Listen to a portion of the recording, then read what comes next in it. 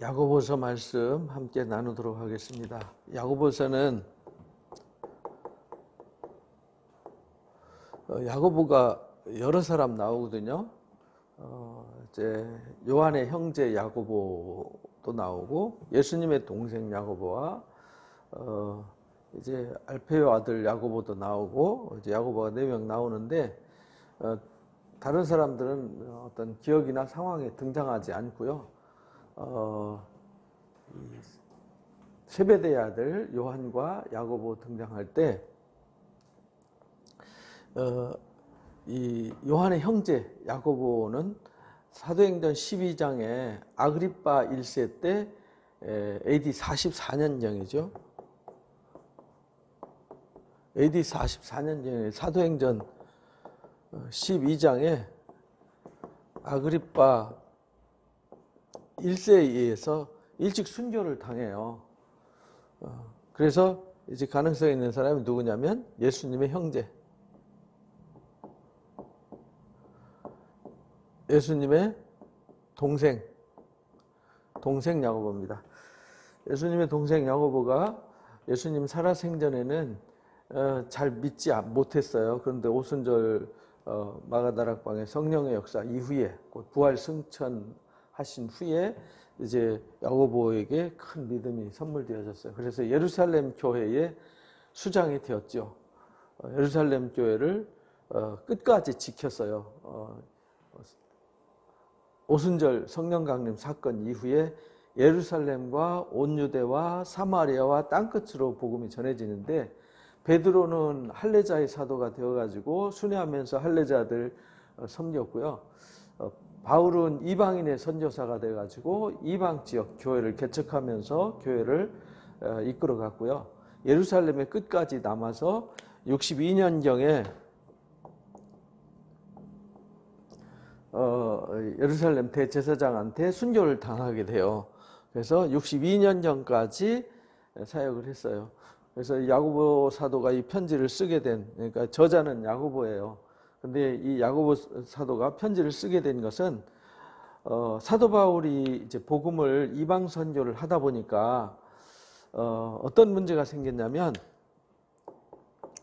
이 믿음과 이 행함에 대한 혼란이 좀 있었어요. 왜냐하면 예수 그리스도만 믿으면 누구든지 하나님의 자녀가 된다, 구원을 받는다 이러니까 나는 하나님의 자녀야, 구원 받았어 이래가지고 믿음으로 살아야 되는데 살지 않고 믿기만 하는 이런 현상이 나타나기 시작했어요. 왜냐하면 복음이 AD 예수님이 부활 승천하신 때가 30년경이잖아요.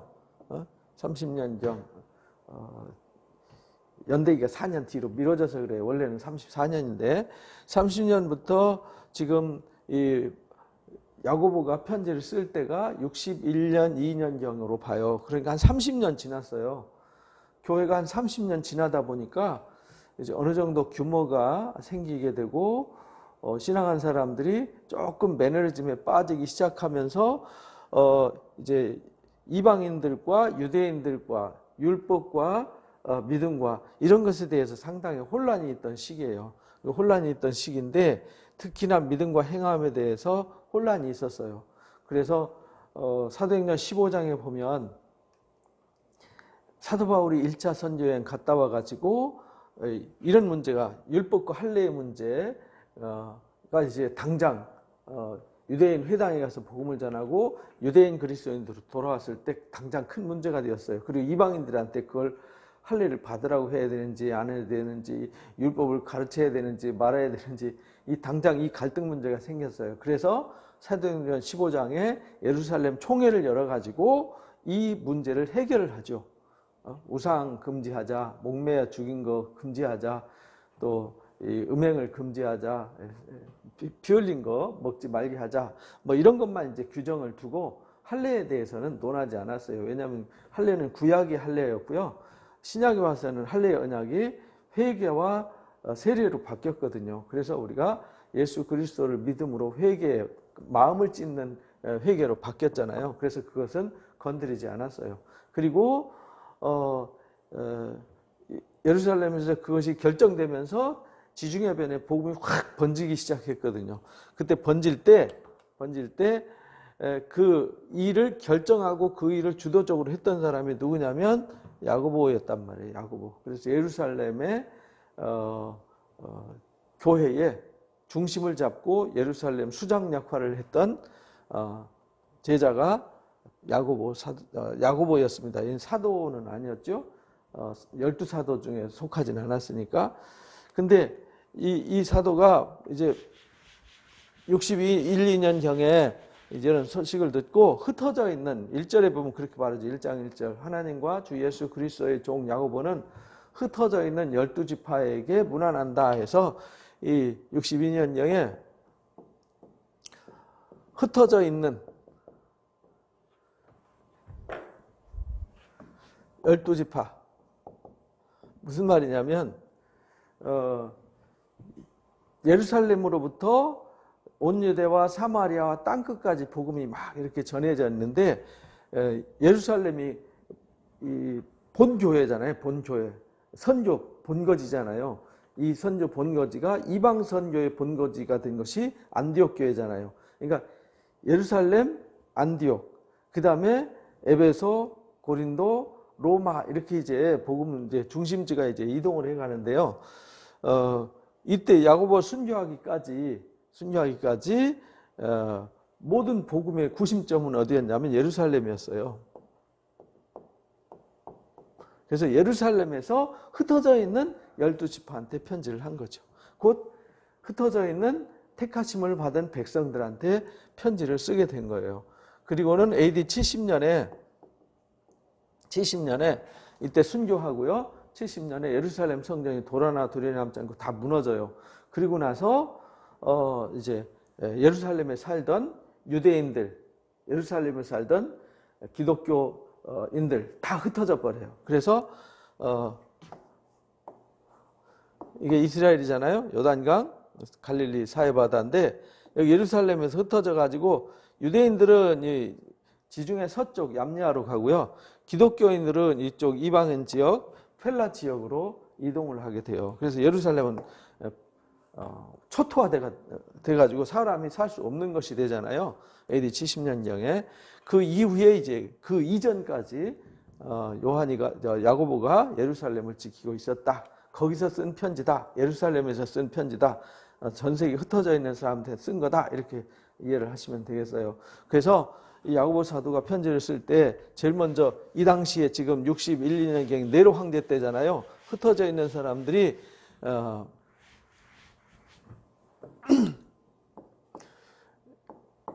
61년경이기 때문에 이때가 네로 황제가 정권을 잡았을 때죠.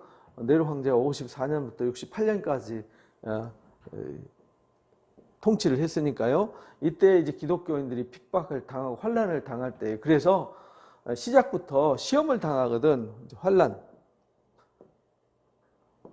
시험이죠. 너희가 시험 당할 때 제일 먼저 흩어져 있는 12지파에 편지하면서 제일 먼저 강조한 것이 뭐냐면 고난이 이 시험 고난, 이 고난이죠. 시험이 오는 것을 이상하게 여기지 마라. 이것은 하나님이 유익을 주려고 하신 것이다. 그래서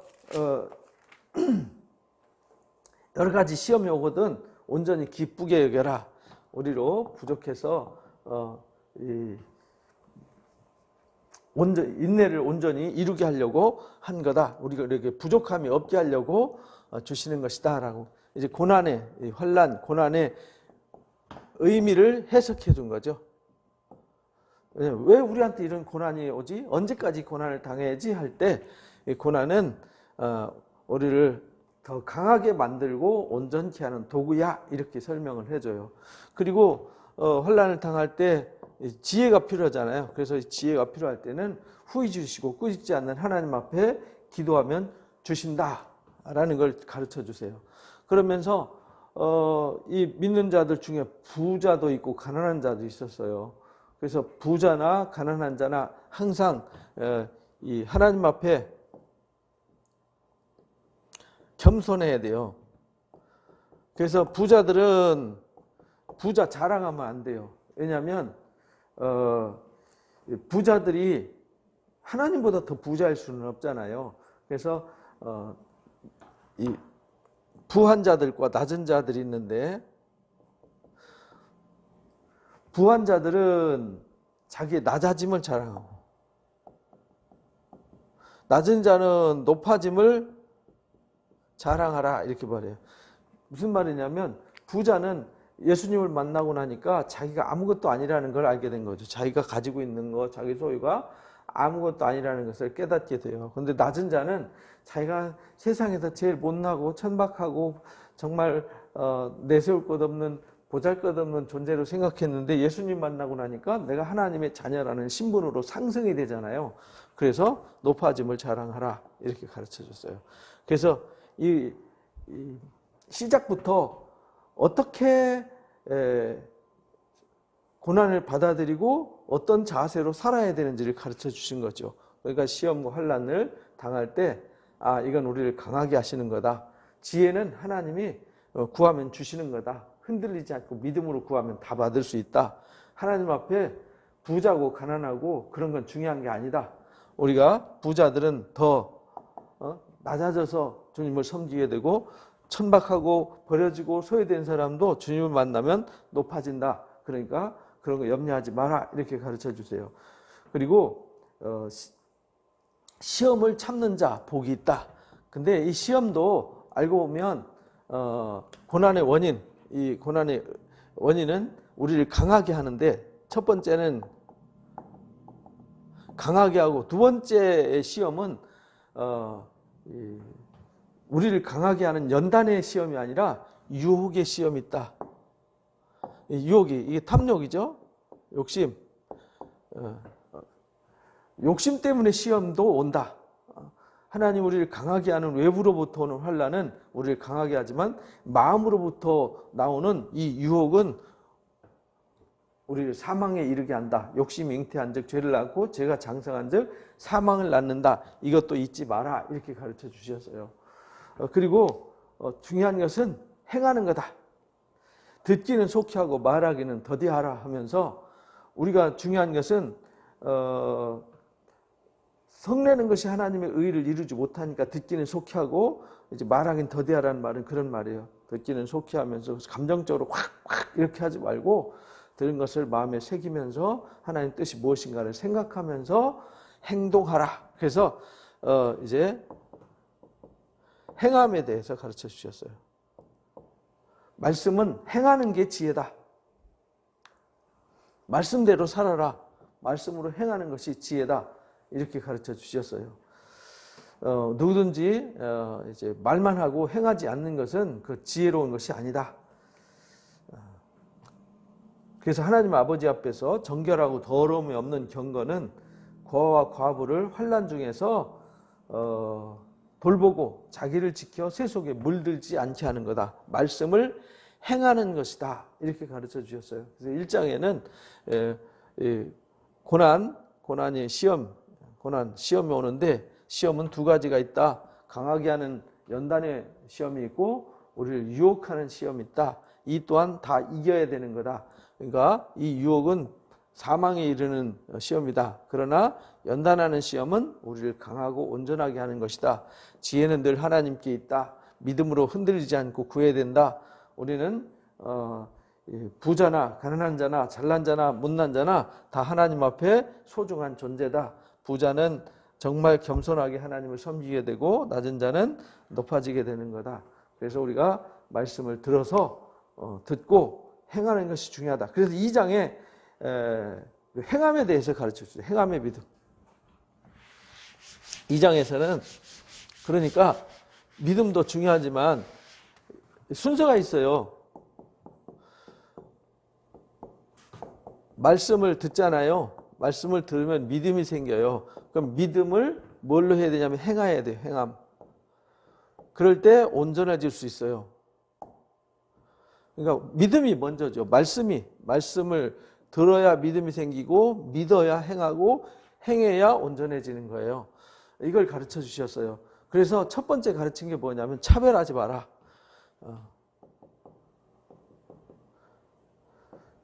하나님이 제일 미워하시는 게 차별이거든요. 그래서 1절부터 13절까지 부자와 가난한 자 차별하지 마라. 부자라고 우대하고 천박하고 약한 자라고 또 사회적 홀대받는 사람이라고 그래서 차별해서는 안 된다. 하나님 앞에는 똑같다. 근데 예나 지금이나 이 차별은 의식 중에 무의식 중에 차별을 해요. 교회 왔는데 좀 똑똑하고 돈 좀 있고 실력 있고 능력 있는 사람은 다 환영하잖아요. 그런데 말썽만 일으키고 속색이고 아무 데도 일시키기도 난처한 그런 사람도 있을 수 있단 말이죠. 근데 교회는 절대 그러면 안 된다. 이걸 가르쳐 주셨어요. 하나님 앞에는 차별을 하면 안 된다. 그래서 이 차별 금지. 그 다음에 두 번째는 믿는다고 하면서 행하지 않는 것은 그거는 죽은 믿음이다. 행함이 있는 믿음. 그러니까 믿음은 행함이 수반될 때, 믿음은 행함이 수반될 때 온전해지는 것이다. 그래서 이제 아브라함과 기생 라합을 통해서 가르쳐 주셨어요. 그러니까 행함이 없다라는 것은 그건 가짜다. 믿지만 믿지 않는 거다.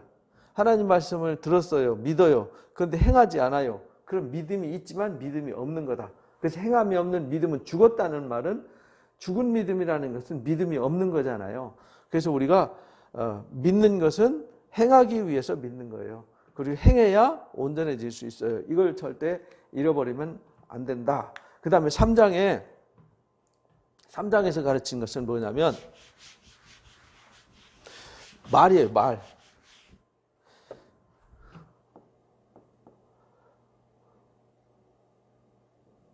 3장 이제 1장은 이제 시험, 2장은 이제 행함.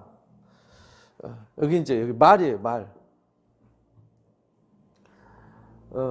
우리는 늘 말하면서 살잖아요. 이 말이라는 것은 어디서 나오냐면 마음에서 나오는 거잖아요. 마음. 이게 마음. 여기 이제 생각에서 나오는 거죠. 정신 속에서 나오는 거예요. 그러니까 말은 여기서 나오는 거겠는데 여기 상태가 어떠냐에 따라서 다르다는 거예요. 상태에 따라서. 이 속에서 쓴물과 단물이 함께 나올 수 없어요. 쓴물과 단물이. 그래서 찬송과 저주가 함께 나오면 안 돼요. 그러니까 이 말이 말도 재갈매겨가지고 그 힘센 말도 우리가 조종을 할 수 있어요. 큰 광풍에 밀려가는 배도 라다 키 하나로 방향을 전환시킬 수 있거든요. 그런데 유독 요 입, 요 혀 이거는요 길들여지지 않는 아주 악이라는 겁니다. 여기 아주 지옥불에서 나오는 거라고 가르쳐 주셨어요. 근데 그 근원이 어디 있냐? 마음의 상태에 있다는 거예요. 그래서 쓴물과 단물이 나오면 안 돼요. 그리고 찬송과 저주가 함께 나오면 안 돼요. 그래서 뭐가 필요하냐? 분별력이 필요해요. 분별력. 어떤 분별력이냐? 위로부터 온 지혜가 있고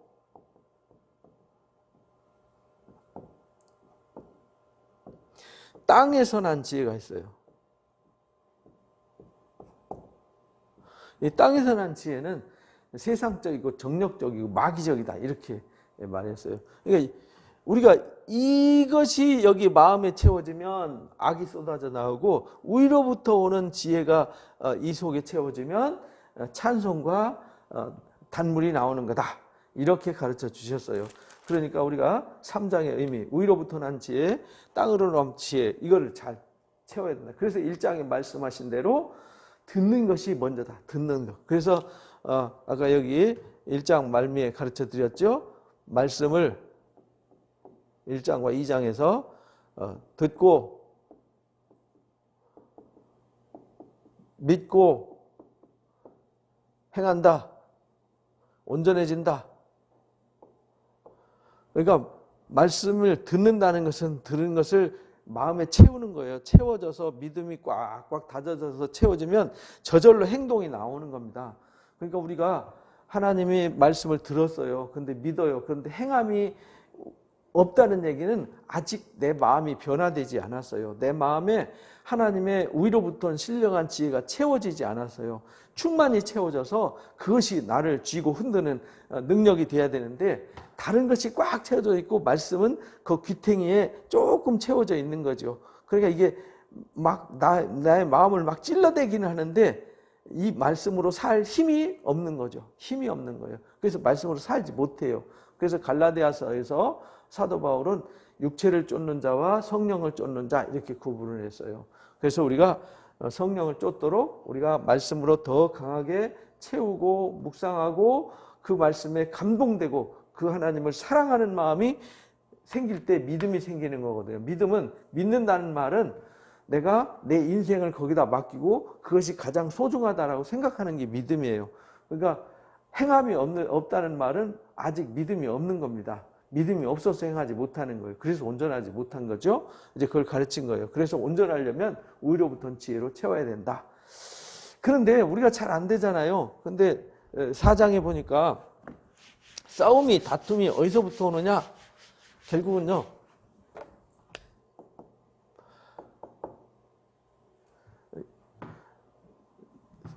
다툼? 어디서부터 오느냐? 이게 다툼, 정욕, 이건요, 어디서부터 오냐면, 4장 1절에 나오죠. 싸움이, 다툼이 어디서 오느냐? 지체 중에서 싸우는 정욕으로부터 나오는 거 아니냐? 그래서 정욕으로부터 나오는 거예요, 정욕.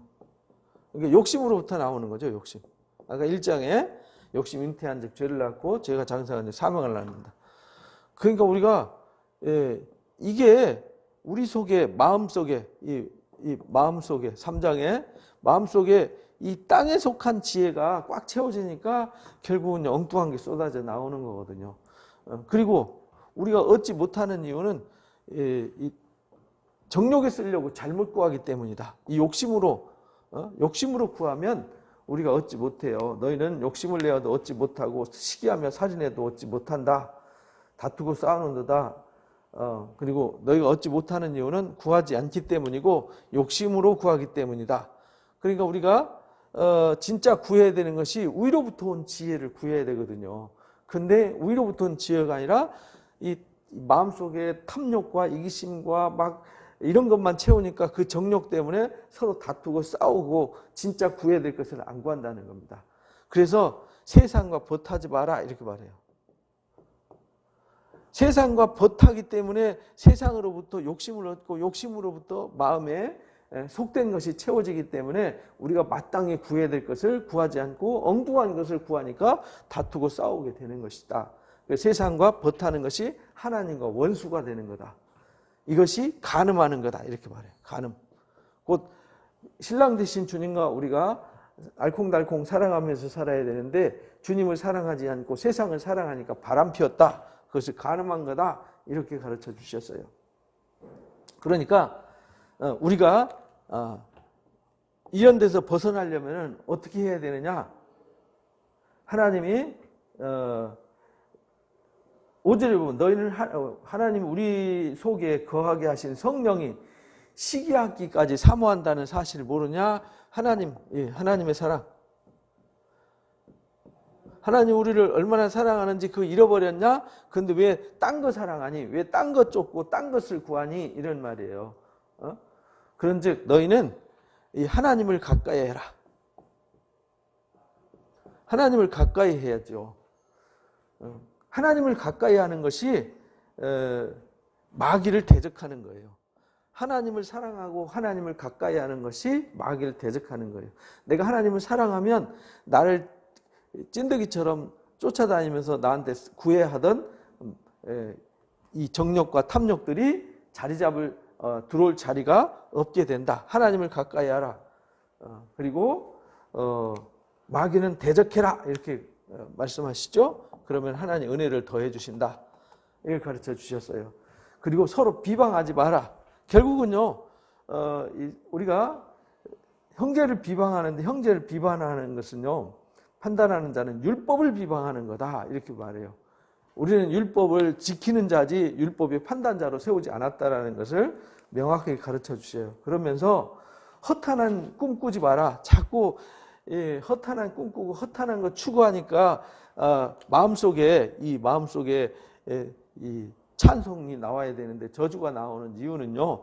허탄한 것을 자꾸 추구하니까 막 어디 가서 돈 벌어야 되고 어디 가서 뭐 해야 되고 막 인생의 목적이 우리가 하나님을 사랑하고 하나님 가까이 하는 것이, 그리고 하나님이 주신 사랑을 가지고 나를 사랑하고 내 가족을 사랑하고 이웃을 사랑하는 것이 주 목적이 돼야 되는데 나머지는 부수적인 거잖아요. 근데 그것이 전세가 역전이 되어지면 결국은 허탄하게 되는 것이다 라는 것을 가르쳐 주셨어요. 그래서 사람이 선을 행할 줄 알면서, 이것이 선이에요. 선을 행할 줄 알면서도 행하지 않는 게 죄다라는 걸 명쾌하게 가르쳐 주셨어요. 그러면서 5장에 부한자들, 5장에 이제 부한자들을 명령해가지고 물고 통곡하라고 가르치래요. 너에게 이 말, 왜냐하면 이 부한자들은 누가 부한자냐면 여기 이제 욕심으로 부유한 자들이에요. 욕심 때문에 부유한 자들은 울고 통곡해야 돼요. 왜냐하면 그 재물이 썩고 그 옷이 좀먹고 은이 녹슬고 그것이 증거가 돼서 결국은 심판을 받게 되기 때문이다. 너희가 말세에 재물을 쌓았도다. 이 말은 지금 주님 나라가 가까워오는데 자꾸 세상 정욕과 탐욕에 빠져가지고 마음과 영혼 속에 더러운 것만 가득 채워가니까 그것이 심판의 근거가 되는 거다. 그거 더 이상 쌓지 마라. 이렇게 가르쳐줘요. 우리는요, 그렇다고 돈 벌지 말라는 뜻이 아니잖아요. 그것이 목적이 돼서 내 인생과 영혼을 팔아가지고 돈에 매달려서 만몬신에 끌려다니는 노예가 되지 마라. 결국은 짐승과 우상에게 경배하는 자가 되지 마라. 이마와 손에 짐승과 우상에게 경배해서 표받는 자가 되지 마라. 그런 뜻입니다.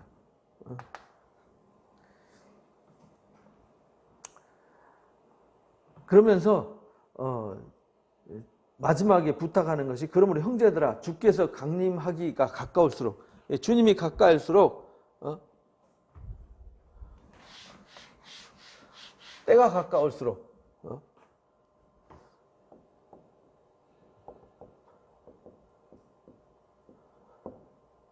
뭐 해야 되냐? 기도에 힘써야 된다. 이걸 가르쳐줘요.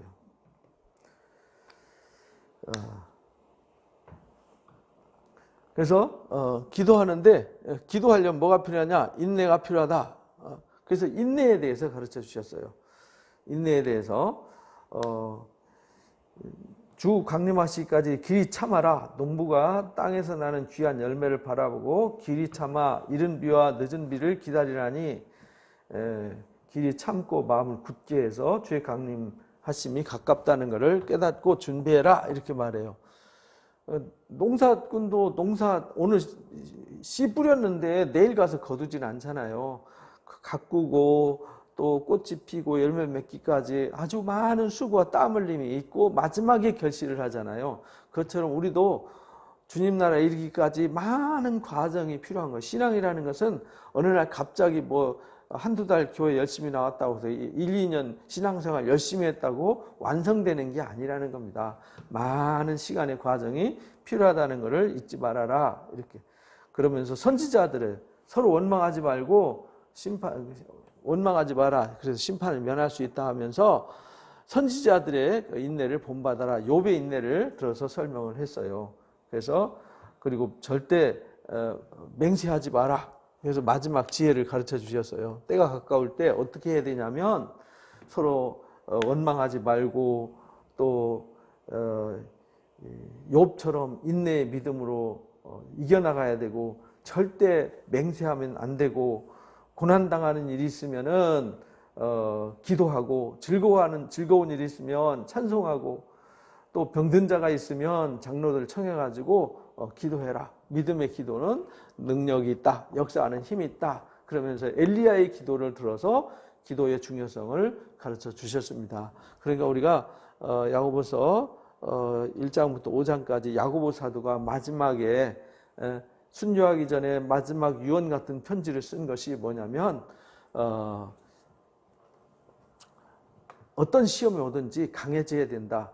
스스로 욕심 때문에 이끌려서 유혹당하는 건 사망의 길이다. 그리고 지혜가 부족하면 후히 주시고 꾸짖지 않는 하나님 앞에 구해야 된다. 그리고 말씀은 들어서 새기고 듣기는 먼저 하고 그래서 막 감정으로 육신의 생각으로 살지 말고 말씀을 깊이 묵상하고 그 말씀을 준행하는 자가 되어야 한다. 그러려면은 혀를 잘 다스려야 된다. 혀를 잘 다스리려면 위로부터 온 하늘의 지혜를 꽉꽉 다져서 채워야 된다. 땅에 있는 정욕과 탐심을 가득 채우면 다투고 원망하고 싸우게 되는 거다. 자꾸 세상에 가서 뭘 얻으려고 막 세상을 향해서 치달아가게 되는 거다. 그러니까 세상과 벗하지 마라. 우리는 세상과 벗하지 말고 하나님과 벗해야 된다. 하나님을 가까이 하라. 이렇게 가르쳐 주신 거예요. 그래서 부한자들한테 세상에 이런 탐욕을 쫓아서 그런 것만 쫓는 사람들은 울며 애통해야 된다. 왜? 그 심판의 근거가 된다는 걸 잊어버리면 안 된다. 그래서 마지막 때에 정말 우리가 인내의 믿음을 가지고 엎드려 기도하면서 선지자들의 믿음을 본받아서 자신을 잘 지켜야 된다. 우리가 엘리야의 기도처럼 엎드려 기도하면은 엘리야 기도를 다 들어주시지 않았냐. 그것처럼 우리의 기도도 다 들어주실 것이다. 이것을 격려해 주시는 것으로 마무리가 되어집니다. 그래서 마지막 결론은 기도입니다. 아픈 일이 있어도 기도해라. 고난이 있어도 기도해라. 다시 기도하노니 하늘이 비를 주고 땅에 열매를 맺게 하지 않았느냐. 엘리야가 기도했더니 하늘문을 닫아 비가 오지 않았고 기도했더니 비를 주지 않았느냐. 그러면서 마지막 내 형제들아 너희 중에 미혹돼서 진리를 떠난 자를 누가 돌아서게 하면 너희가 알 것은 죄인을 미혹한 일에서 돌아서게 하는 자가 그 영혼을 사망에서 구원할 것이며 허다한 죄를 덮을 것이다. 혹시 누가 진리에서 떠나가지고 미혹된 자가 있으면 그 사람도 다시 흔들어 깨워서 돌아오도록 해야 된다라는 것을 가르치는 것으로 야고보서가 마쳐집니다. 거기에 무슨 인사한 말 막 이런 거 복잡한 거 아무것도 없어요. 야고보 사도는 아주 단도직입적이에요. 1장 시작부터 12지파한테 문안한다 해놔놓고 바로 이제 시험부터 시작해서 말씀을 쫙쫙쫙쫙 마치 산상설교와 잠언을 섞어놓은 듯한 또 전도서를 섞어놓은 듯한 이런 말씀과 지혜로 행함으로 우리가 하나님 앞에 나가야 된다라는 것을 가르쳐 주셨어요. 그래서 고난의 의미와 원인 또 절대 우리가 말씀을 따라 행해야 된다. 차별하거나 믿음 없는 행동을 해서는 안 된다. 그래서 말을 잘 다스리고 하나님의 지혜를 채워야 된다. 믿음의 기도로 승리하고 형제들을 돌아볼 수 있어야 된다라는 이 말씀을 가슴속에 새기시고 우리는 말씀을 듣고 마음에 새기고 그 말씀을 믿고 그 말씀을 행해서 온전한 자들 되시기를 주님의 이름으로 축복합니다. 감사합니다.